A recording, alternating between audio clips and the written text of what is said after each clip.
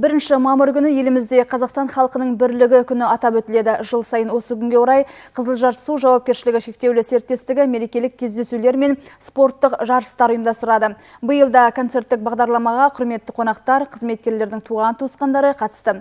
Әріптесіміз дайындаған сюжетке назар аударайық. Қазақстан халқы бірлігі күніне орай ұйымдастырылған мерекеге Қызылжар су серіктестігінің 120-дан астам қызметкері қатысқан. Олар мерекеге бір ай дайындалған.